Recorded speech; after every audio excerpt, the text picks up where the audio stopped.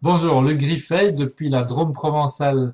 Jeunesse est une entreprise en pleine croissance et il s'y passe beaucoup de choses ces derniers temps, beaucoup de remous, beaucoup de questions aussi que nous recevons, Françoise et moi, depuis quelque temps de la part des distributeurs. Et donc, je voudrais partager en quelques minutes dans cette vidéo euh, ce qui me passionne en marketing de réseau, pourquoi j'y suis, pourquoi Jeunesse et aussi comment avancer plus vite avec cette fabuleuse affaire.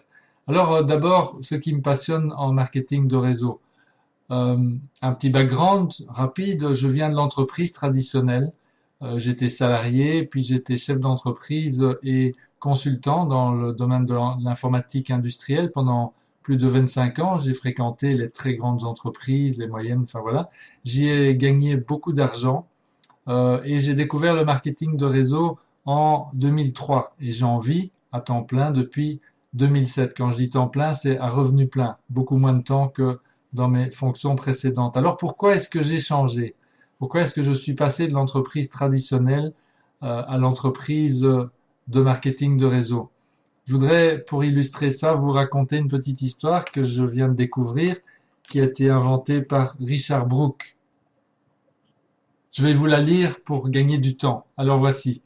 Il s'agit de l'histoire de Maxie et Winnie, deux enfants ambitieux. Winnie, une petite fille, Maxie, un petit garçon. Ils avaient tous les deux un désir ardent de vivre leur vie au maximum, d'atteindre la grandeur dans les domaines de leur choix et de contribuer à la société. Maxie adorait la compétition.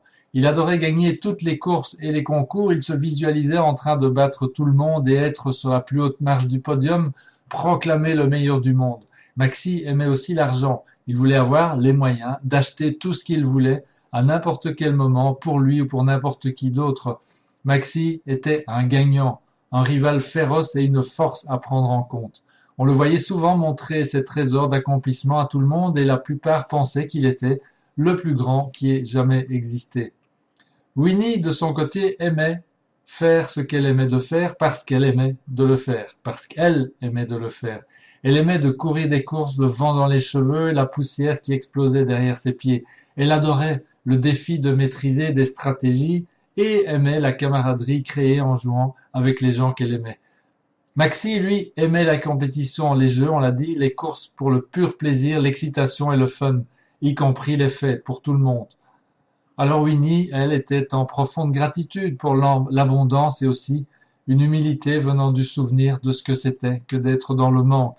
Elle accueillait et acceptait l'abondance. Elle travaillait avec une telle fluidité et si naturellement sur le chemin de son choix que l'abondance la toucha souvent.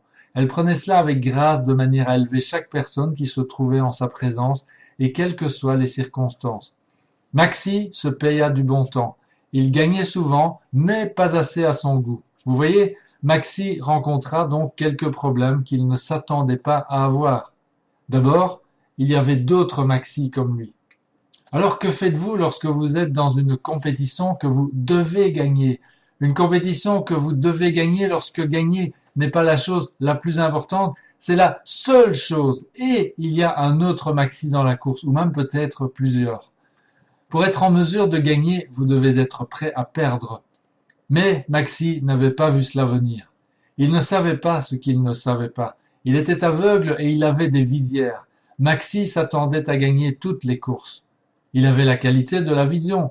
Le défi était qu'il tombât sur quelques Maxi qui avaient une vision encore plus féroce et Maxi perdit. Après tout, dans les courses, les compétitions et les jeux, tout le monde, sauf le vainqueur, perd, n'est-ce pas? Qu'est-ce qui est le plus fort en vous? Le frisson de la victoire ou l'agonie de la défaite? Et la défaite était plus dévastatrice pour Maxi que la victoire n'était une élévation. Pourquoi? Car il n'était pas prêt à perdre, et donc c'était dévastateur pour lui. Et la victoire, eh bien, les quelques premières fois ce fut excitant, mais après cela, plus personne ne semblait le remarquer ou y prêter attention. Et maintenant, Maxi faisait l'expérience de ce que vivaient tous ses collègues lorsqu'il les battait. Oui, ses collègues avaient l'impression d'avoir été réduits en purée, et Maxi n'aimait pas du tout cette sensation d'être réduit en purée. Deuxièmement, Maxi n'avait pas le contrôle. Il n'était pas impliqué lorsque les courses étaient organisées, ou lorsque les jeux débutaient, ou lorsque les compétitions étaient annoncées. Qu'allait faire Maxi pendant le temps où il n'y aurait pas de compétition? Il était perdu et se contentait d'attendre. Et enfin, la plus grande ironie, alors que Maxi jouait pour gagner, il se rendit compte à la fin qu'il était entouré d'idiots, de perdants, qui ne pouvaient même pas concevoir une compétition convenablement. En maîtrisant l'art de gagner, il commença à devenir intolérant vis-à-vis de tous ces gens incompétents qui concevaient les jeux et les compétitions. Souvent, ces jeux et ces compétitions étaient injustes ou bien récompensaient le mauvais comportement. Ils n'étaient pas assez grands ou mis en valeur. Parfois, ils n'étaient même pas planifiés à la bonne heure ou au bon endroit. Maxi devint dépressif, rancunier et colérique. La vie n'était plus amusante pour lui et il la quitta. Winnie, de son côté, traversa la vie et ses réalisations avec grâce et gratitude. Elle trouva une grande satisfaction dans les valeurs intrinsèques de son travail, la contribution, l'amusement, l'aventure, l'apprentissage, la créativité, l'amitié et l'amour. Elle aimait le jeu pour lui-même, et c'est cet amour qui l'inspira à faire de son mieux, à faire preuve de courage face au découragement.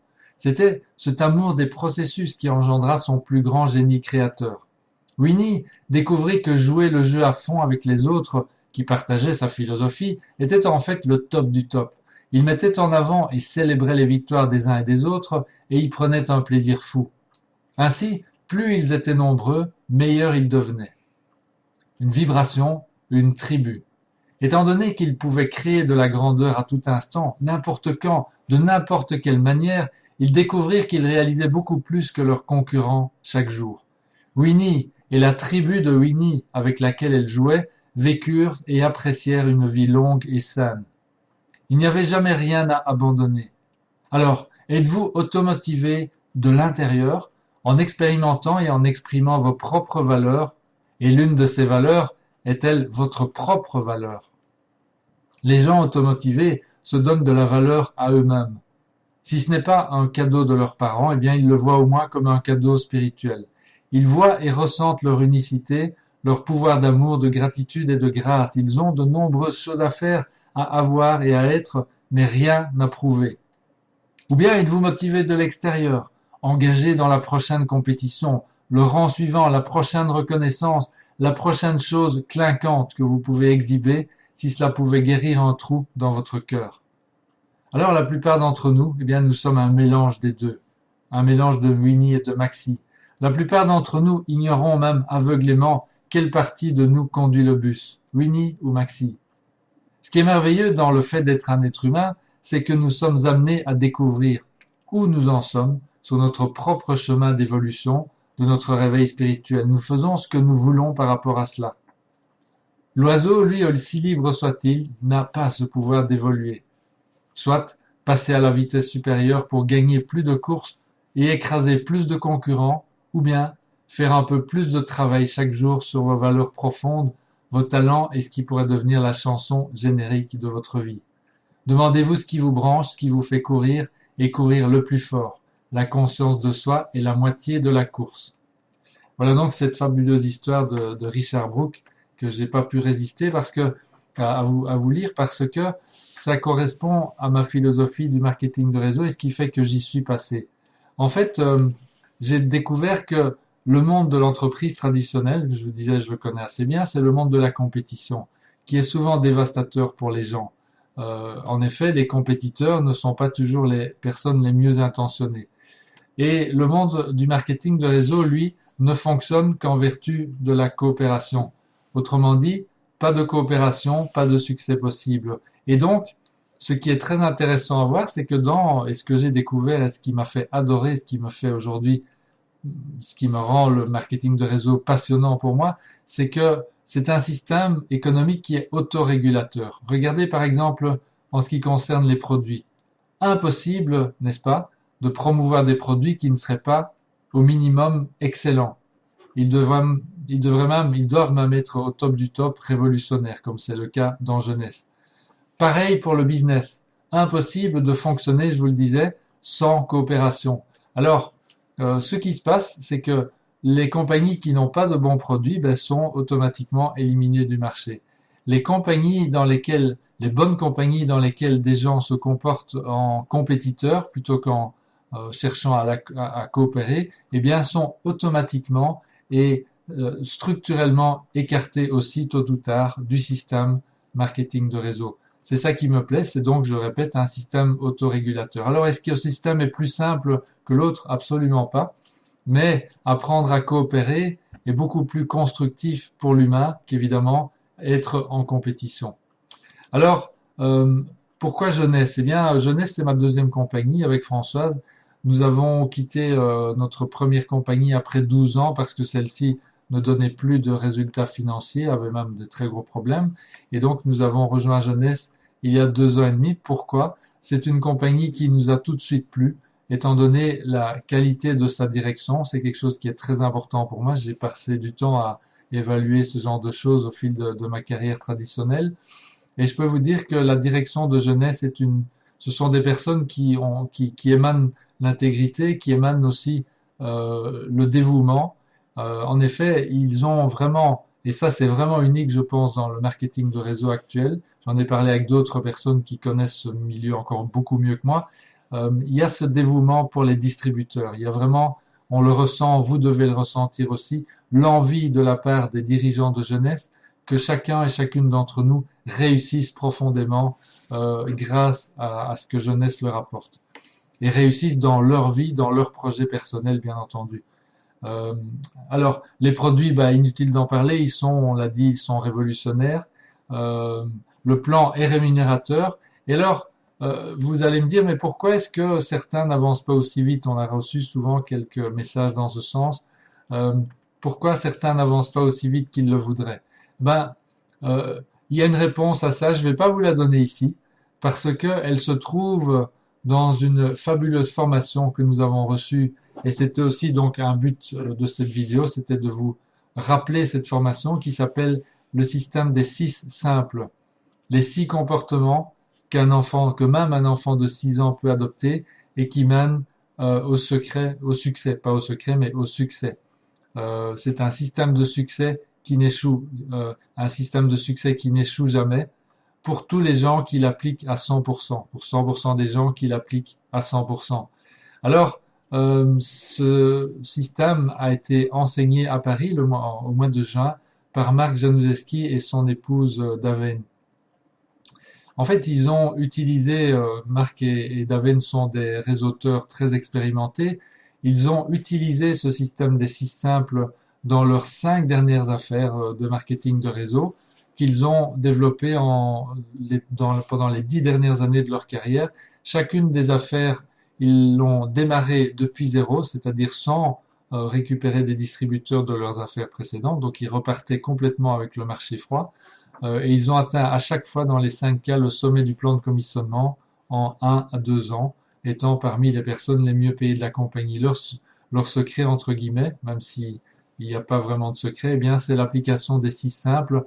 Nous avons eu la chance en France et en Belgique de recevoir cet enseignement pour la première fois de leur part. C'est la première fois qu'ils l'enseignaient en dehors de leurs équipes.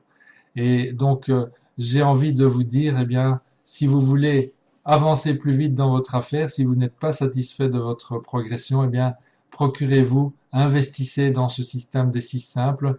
J'ai rassemblé l'ensemble des enregistrements de ce week-end de formation complet en 8 vidéos que vous pouvez vous procurer. Il y a une somme modeste à payer. C'est surtout un investissement en temps, vous allez le voir, puisque le total de la formation s'étend sur 9 heures et 30 minutes. Inutile de vous dire que vous n'allez pas le faire en une fois, mais par contre, cela va vous apporter les réponses à vos questions et surtout la solution à tout ce que vous allez devoir faire si vous avez l'ambition de réussir votre affaire de marketing de réseau avec jeunesse. Voilà, je pense que j'ai dit tout ce que j'avais envie et tout ce que je voulais partager. J'ai un dernier coup d'œil sur ma petite fiche ici. Oui, alors le système va évidemment des 6 simples. Il y aura d'autres nouvelles parce que il va être prochainement être mis en service aussi sur la plateforme de Empower You Team de Pierre et Christine Godet. En attendant, je vous souhaite plein succès et donc ne tardez pas, si vous avez l'ambition de réussir votre affaire jeunesse, rentrez dans le système des 6 simples. Françoise et moi, nous l'avons fait et nous sommes à la disposition de toute personne qui voudrait sincèrement se former et utiliser le système. À bientôt et à votre succès. Au revoir.